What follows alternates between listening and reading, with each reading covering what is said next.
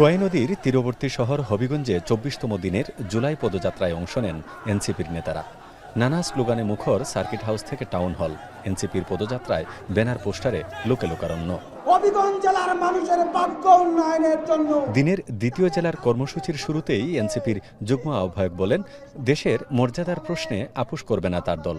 দলটির সদস্য সচিব বলেন, দখলদারের রাজনীতির বিরুদ্ধে তাদের অবস্থান সুস্পষ্ট।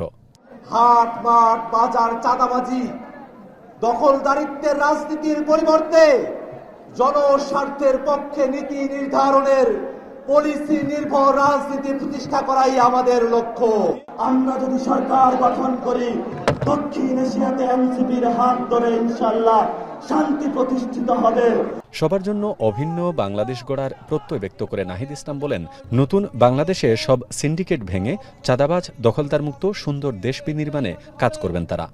এলাকায় এলাকায় যে দুর্বৃত্তায়নের রাজনীতি আবার নতুন করে শুরু হচ্ছে, মুজিববাদে পুনর্বাসিত হচ্ছে, চাঁদাবাজ দখলদারিত্বের রাজনীতি ফিরে আসতেছে, আমাদেরকে সেই রাজনীতি ঠেকিয়ে দিতে হবে। আমরা মনে করি ফ্যাসিবাদ বিরোধী লড়াইয়ে যেই একতা, যেই সংহতি বাংলাদেশে তৈরি হয়েছে, রাজনৈতিক দল এবং জনগণের মধ্যে, দেশের পক্ষে জনগণের পক্ষে সেই সংহতি ঐক্য আমাদেরকে ধরে রাখতে হবে। এর আগে ব্রাহ্মণবাড়িয়া শহরের পৌর মুক্ত মঞ্চে সমাবেশে যোগ দেয় এনসিপি।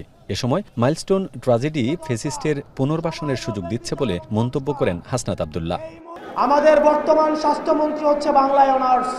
অত্যন্ত পরিতাপের বিষয়, আমরা দেখেছি একটা ভঙ্গুর স্বাস্থ্য ব্যবস্থা, একটা অযোগ্য স্বাস্থ্য উপদেষ্টাকে দিয়ে এই স্বাস্থ্য ব্যবস্থা পরিচালনা করতে। মাইলস্টোনে যখন অনাকাঙ্ক্ষিত ঘটনাটি ঘটেছে, আমরা ভেবেছিলাম ফ্যাসিবাদের পতন হয়েছে, কিন্তু আমরা দেখতে পেলাম মাইলস্টোনের ঘটনাকে পুঁজি করে আবার আওয়ামী লীগ পুনর্গঠিত হচ্ছে। সমাবেশে নাহিদ বলেন, এখান থেকে সারা দেশে গ্যাস সরবরাহ করা হলেও বঞ্চিত হচ্ছেন ব্রাহ্মণবাড়িয়াবাসী। এ বৈষম্য আর সহ্য করা হবে না।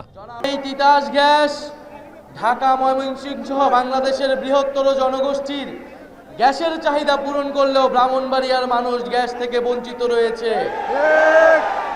আমরা সেই উন্নয়নের রাষ্ট্র চাই না, যেখানে নিজের জনগণ, নিজের এলাকার মানুষ উন্নয়ন থেকে বঞ্চিত হয় এবং শুধু কেন্দ্র সেই উন্নয়ন পায়।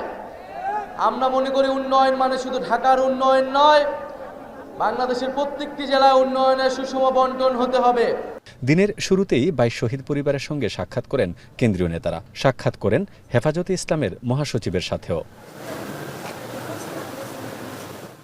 গুলজার আহমেদ, এখন হবিগঞ্জ।